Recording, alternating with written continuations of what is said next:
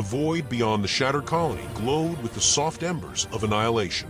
Where a human city once clung to a barren moon, there was now only dust and static, another efficient victory for the Drethian Empire.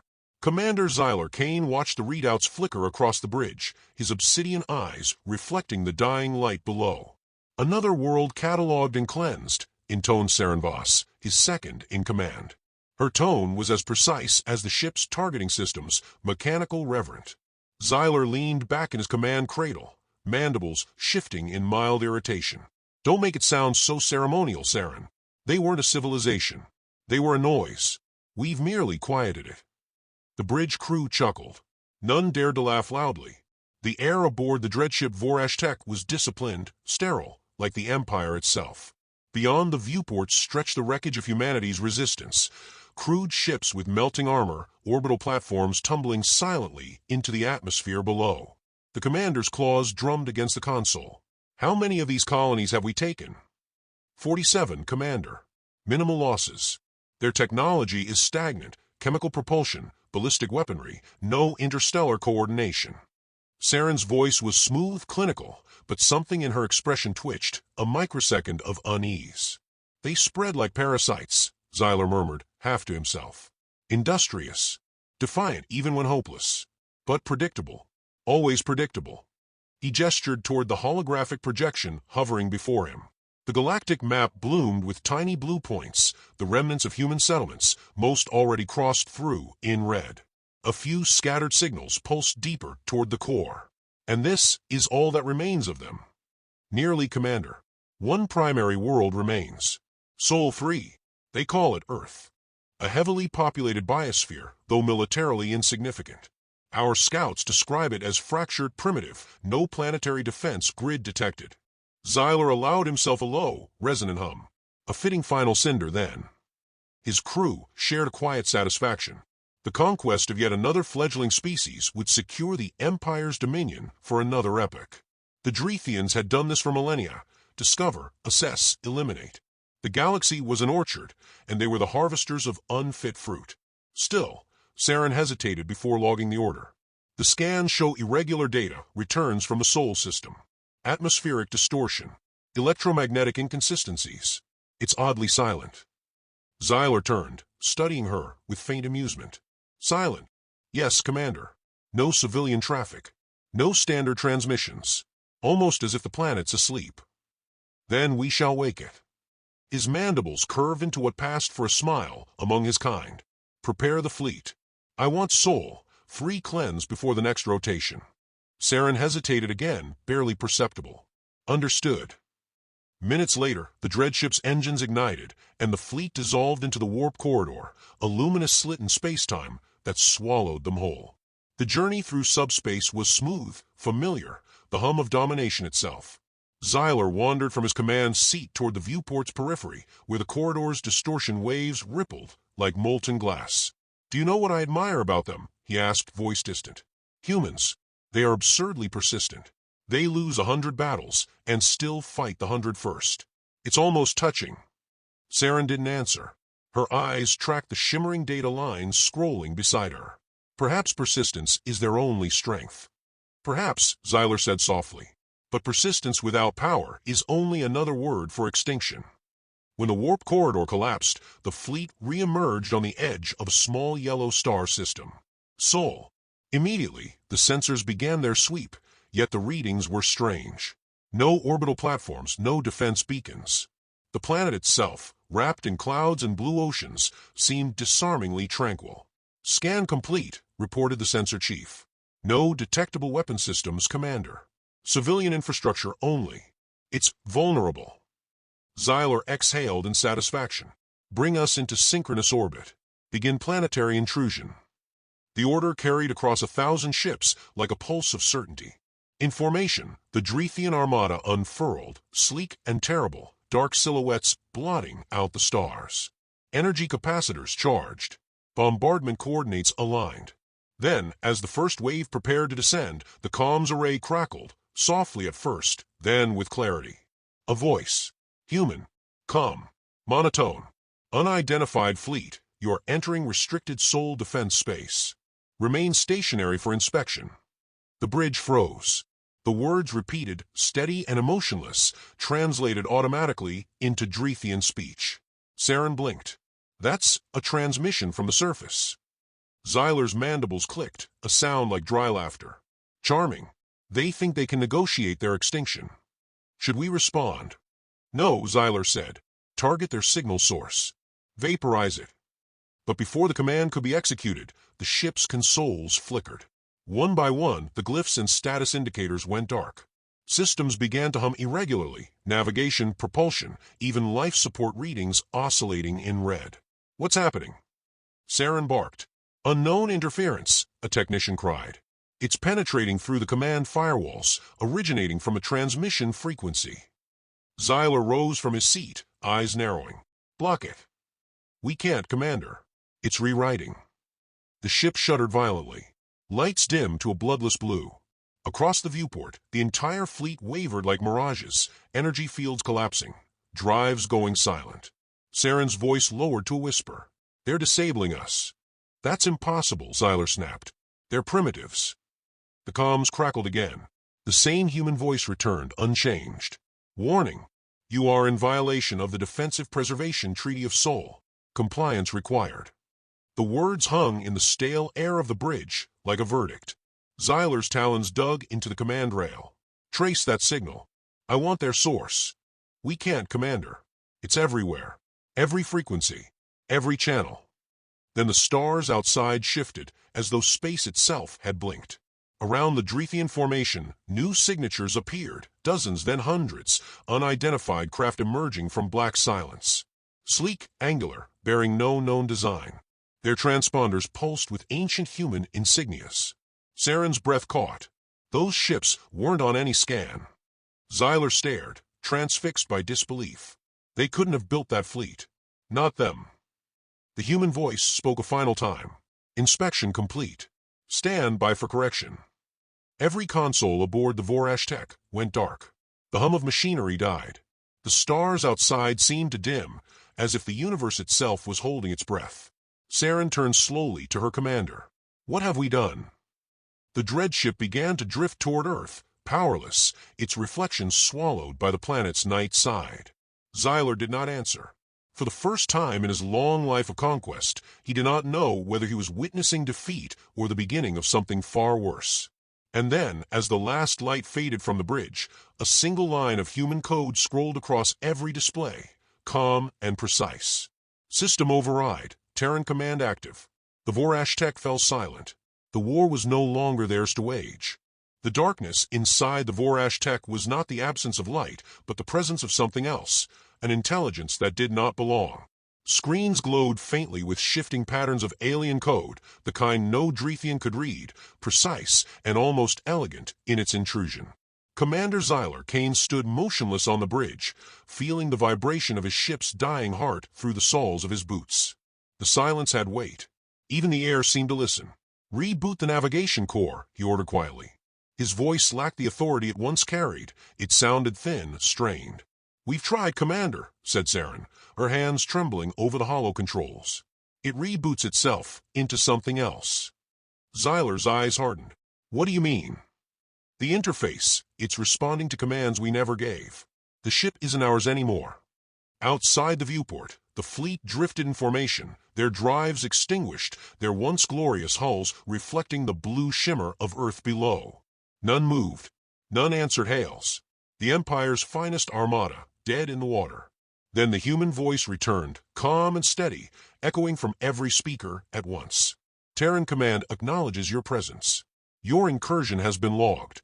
Do not attempt reactivation. Saren's scales paled. They're speaking to the entire fleet simultaneously. That's impossible without access to the relay core, Xyler finished grimly. They're inside our network. He turned to the communications officer. Shut it down manually. Sever all links. The officer hesitated. If I do, Commander, we'll lose all command synchronization. Xyler bared his teeth. We already have. The moment the relay was severed, the bridge went black again. Then the emergency lights flickered on, bathing everyone in the color of dried blood. For a long moment, no one spoke. Commander, Saren said softly, I don't think this is interference. It feels deliberate. Xyler regarded her. You think they planned this? I think, she said, meeting his gaze, we've walked into something built for us. He almost laughed. The idea that humans, frail, divided, self-destructive, had anticipated a Drethian strike was absurd. But the evidence glowed before him. Their entire network had been rewritten in minutes. Their power systems folded into nothing. And the human fleet that waited beyond the viewport did not fire, did not move, they simply existed, patient and watching. Predators who had already eaten. One of the technicians, a younger officer whose carapace still gleamed with newness, broke the silence. Sir, I found something in the core memory logs. Xyler turned sharply. Show me. The technician hesitated, then projected the data. The logs scrolled backward through days of conquest, recordings of every human world they'd struck. But one by one, the files dissolved, replaced by a single repeating line. Decoy node active. Observation complete. The bridge froze. What does that mean? Saren whispered. Xyler's mind raced. It means none of it was real. He stepped closer to the screen, his reflection fractured by streams of foreign code. The colonies we destroyed. The outposts. They weren't populated worlds. They were constructs. Saren's expression hardened. Bait. The young technician looked as if she might be sick. We've been fighting ghosts. A sudden tremor shook the dreadship as the gravity field adjusted. Xyler steadied himself on the console. Below, Earth rotated serenely, green continents veiled in white storms. It didn't look like the home of a species that had been conquered. It looked like one that had been waiting. The human voice returned, softer now, almost courteous. Your vessels have been contained. Please do not resist corrective action. This is a neutralization protocol, not an act of war. Saren spat the word as if it were poison. Not an act of war. They're dismantling us. Perhaps that's the point, Xyler said. He was beginning to understand. They had been studied, catalogued, manipulated. Humanity had given them the illusion of dominance, leading them deeper into a trap built from their own arrogance. Every victory had been anticipated, every tactic recorded. A flicker of movement caught his eye, one of the human ships shifting position. It was small compared to Drethian vessels, its hull dull and utilitarian. No grand design, no ornate empire craftwork. Yet it glided with an unnatural stillness, as if space itself moved aside to let it pass. They're not attacking, Saren said quietly. No, Xyler replied. They don't need to. He sank back into his command seat, the weight of realization crushing whatever pride remained. Signal the fleet, he said. All channels. I want confirmation of surviving command. The communications officer worked frantically, but only static answered. Then one by one, images began appearing on the main display. Other Drethian captains, faces flickering through interference. Commander Kane, one barked, panic seeping into his tone. Our systems are gone. We can't regain control. Our reactors are offline. Another voice cut in, distorted and furious. It's the humans. They've infected our cores. Xyler stared at the fractured images. Maintain formation. Do not engage. We will. The transmission cut abruptly. A low hum filled the air. Across the viewport, several Drethian ships began to shimmer, their hulls fragmenting into bright shards. No explosion, just disintegration, molecular layers dissolving into dust. Saren's voice trembled for the first time. They're dismantling them. Not destroying, Xyler murmured. Harvesting. He stood slowly, watching in silence as another ship vanished into radiant particles. The humans were stripping their vessels down, absorbing them into invisible fields, leaving nothing behind but emptiness. The human voice came one last time, colder now, precise. Termination of military assets complete. Command containment initialized. Then, as if satisfied, the surrounding human ships dimmed their running lights and retreated into the shadows of orbit, vanishing one by one. Only Earth remained below, quiet, indifferent, its clouds rolling as if nothing had happened. On the Vorash Tech, the surviving officers stood in stunned silence. Saren's voice finally broke it. What are they, Commander? Xyler stared at the blue planet, the reflection of its oceans flickering in his dark eyes. Something we should have never provoked. A final line of code appeared on the bridge screen, glowing faintly before fading away. Operation completion. Humanity prepared. Xyler's breath left him in a slow exhale. We weren't conquering them, he said quietly. They were testing us. No one responded. Outside, the last fragments of the Drethian fleet drifted aimlessly, their empire's pride undone in the silence between stars. And somewhere beneath those blue clouds, unseen and waiting, humanity watched, ready for what came next. The transmission arrived in fragments, torn by distance and interference, but it was enough. The High Council of Drethian Prime watched the ghostly projection of Commander Xyler Kane flicker above the chamber floor, a grainy image of a soldier who no longer looked certain of his own command. His uniform was torn, his posture rigid but weary. Behind him, faint blue light pulsed through the hollow corridors of the captured dreadship. "The human fleet did not engage us," Xyler's distorted voice echoed. "They simply shut us down. Our systems are compromised, our weapons neutralized. They have technology far beyond our estimates. I advise immediate caution." The image stuttered, then dissolved into static before any question could be asked. Silence fell. Around the council table, the Empire's most powerful figures exchanged uneasy glances. None would admit to fear, yet it coiled beneath every word that followed. "They cannot possess such capability," declared Archon Valek, his crest flaring in agitation. "They are primitives. Their star maps end within their own system." "They were primitives," replied Counselor RHYSS, her voice thin but sharp. "The commander's report suggests evolution or deception. Either way, we underestimated them." From the elevated dais, the Emperor himself spoke, his tone a mixture of irritation and disbelief. "You propose we fear a species that still breathes nitrogen and builds with steel? Do not insult this chamber." No one dared counter directly, but beneath the surface, doubt rippled like a sickness.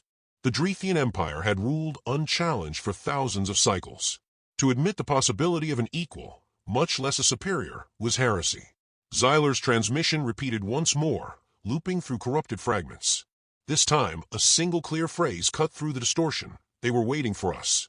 Saren Voss, standing before the Emperor as the sole surviving officer able to speak coherently to command, bowed low. "Majesty, I witnessed the shutdown firsthand. It was not attack, it was control. Every system answered to them as if built for their touch." The Emperor regarded her coldly. "And what do you suggest? That we surrender to superstition?" "No," Saren said evenly. "I suggest we recognize that they learned from us, our patterns, our arrogance. And they've turned it into a weapon." A murmur spread through the chamber. In shadows of the upper balconies, strategists exchanged data. Reports from other sectors arrived, fleets gone silent, scout ships missing. Some systems that had once broadcast the anthem of the Empire now returned only faint echoes of human signal fragments. The infection was spreading faster than war itself. But not all believed.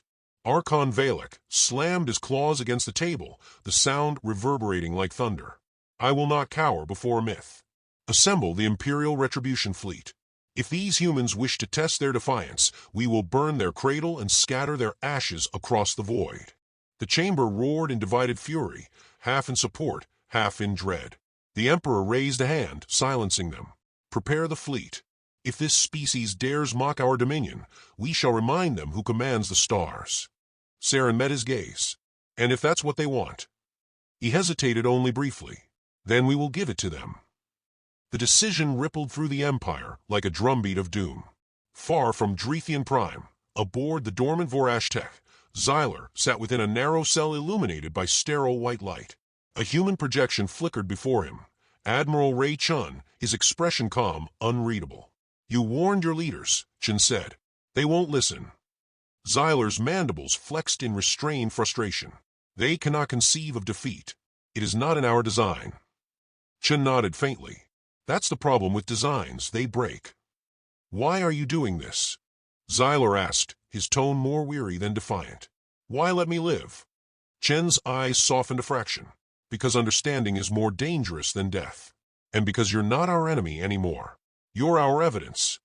"Evidence of what?" "That even gods bleed." For a moment neither spoke. The faint hum of distant machinery filled the silence. Xyler studied him carefully, the human posture, the stillness, the unflinching calm. There was no joy in Chen's voice, no pride in conquest. Only the heavy weight of inevitability.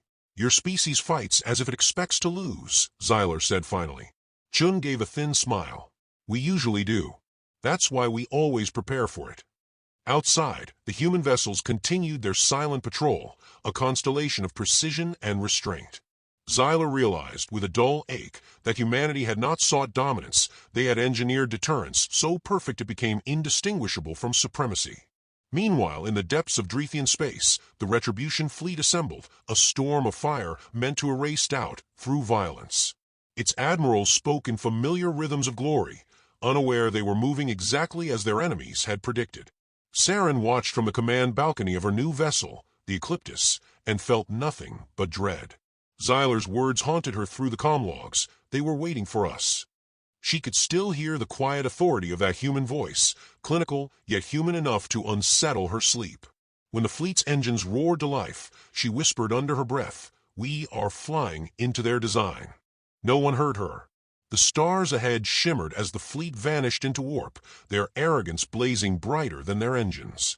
Back on Earth's orbital command, Admiral Chun stood before a panoramic view of the void, watching the hyperspace distortions ripple across the dark.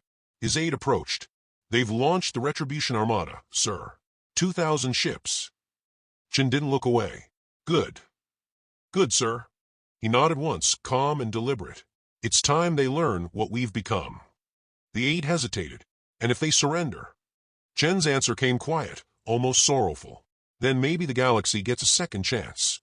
As the stars realigned and new wormholes began to open, the light across Earth's defense grid flared white for an instant, revealing the faint outline of thousands of waiting ships hidden in orbit, silent, patient, and ready. The trap was not over. It had only begun. The Drethian Retribution Armada emerged from the folds of hyperspace like a swarm of black suns. 2,000 warships, engines blazing, shields overlapping in perfect formation, an empire's pride condensed into a single act of fury. On the command vessel Ecliptus, Admiral Saren Voss stood rigid at the viewport, the light of distant stars reflecting off her silvered armor. She had never seen such unity among her kind, nor such blindness. The hum of the war engines felt more like the sound of inevitability than victory. "Admiral," her aide reported, voice tight with reverence and fear. "All ships await your command." Saren stared at the blue sphere ahead. Earth, so small it could fit in the palm of her hand, yet somehow radiating quiet defiance.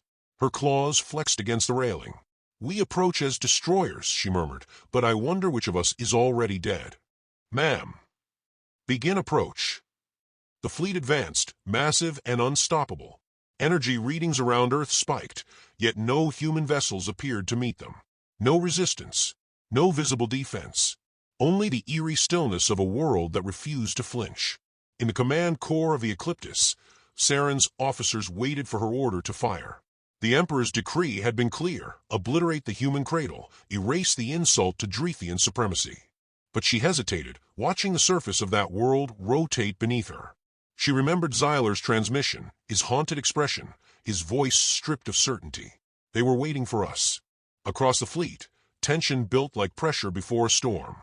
The moment the first ship armed its primary cannon, space itself trembled. Ripples of distortion spread outward, bending light and sound.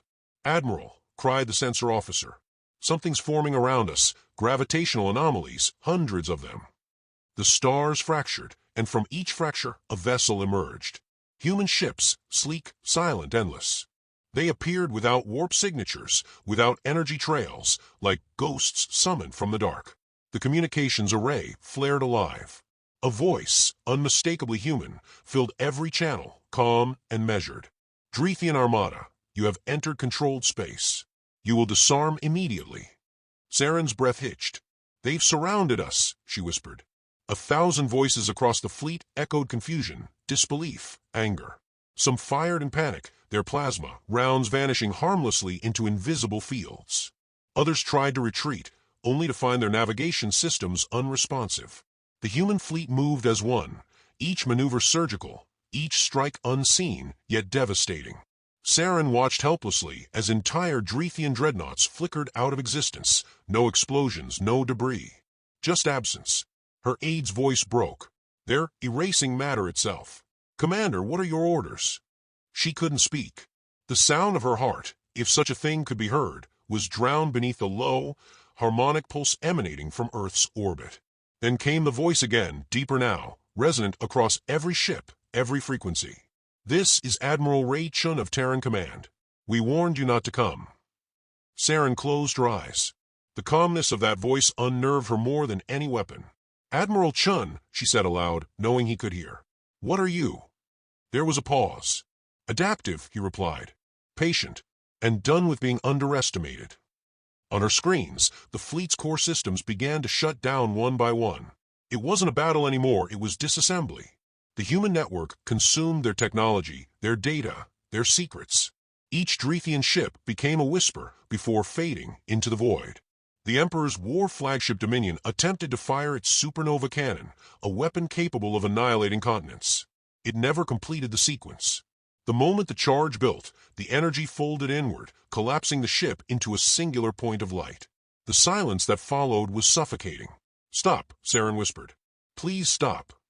Admiral Chen appeared before her, projected as a hologram without invitation. He looked tired, older than the stars behind him. "It's already over," he said softly. "Your empire just doesn't know it yet." Saren faced him. "You could have destroyed us all at once. Why draw it out?" "Because destruction doesn't teach," Chen replied. "Understanding does. And what will we understand from this?" "That survival isn't dominance," he said. "It's restraint." The words struck deeper than any weapon. Saren felt something she had never known before, humility. "Will you kill us?" she asked. Chen's gaze softened. "No. We'll rebuild what's left of you, under supervision. You'll help us ensure this never happens again." Her voice trembled. "You would trust the species that tried to exterminate you?" "We don't trust," he said. "We remember." The projection vanished, and the human fleet withdrew, leaving only drifting Drethian vessels, lifeless but intact. The war had ended not in conquest, but in surrender. Humanity had rewritten the meaning of power without firing a single celebratory shot. Days later, Saren stood among the ruins of the imperial capital, summoned to the new council assembled under human oversight. The city was silent, its towers dimmed, its banners torn. At the center of the council chamber, Xyler Kane waited. He was alive, thin, pale, and changed. His eyes no longer held arrogance, only comprehension. "You saw it too," he said quietly. "I saw the end of everything we believed," she answered. "They offered me a choice," Xyler said. "Serve as liaison to the new accord. Help rebuild what we can." "Did you accept?" He looked toward the stars. "There's no empire left to refuse." She exhaled, the sound trembling through the still air. "Then maybe it's time we learn what they already did." Above them, the night sky burned with new constellations, human vessels spreading across the void, their presence silent and watchful. For the first time in Drethian history, the stars no longer belonged to them. Far beyond, aboard the Terran flagship Vigilant Dawn, Admiral Chun observed the transmission from Drethian Prime. His aide approached quietly. "They've accepted the accord, sir. The Empire's surrender is complete." Chun nodded. "Good. Make sure the reconstruction fleets arrive within the cycle. No exploitation, no vengeance." "Yes, sir. And the rest of the galaxy?" He gazed out into the dark, his reflection merging with the sea of stars. "They'll see what happens when humanity stops hiding." A moment of silence lingered between them, heavy but not hopeless. His aide hesitated. "Was this the plan all along, sir? To let them come?" Chen's lips curved faintly. "We don't start wars anymore. We let arrogance find us." As the human fleet realigned, light from Earth glinted off their hulls, a constellation of silent guardians born from centuries of pain.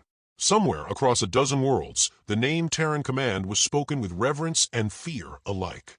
Saren's voice echoed faintly in the dark, carried through the fading comlink. "Tell me, Admiral, what will humanity do now?" Chen's answer came quiet, deliberate, absolute. "We'll explore." The transmission ended. The galaxy held its breath as humanity expanded into the silence, no longer the frightened children of Earth, but the architects of a new order. The war was over, but something greater had awakened. The stars were no longer safe from them.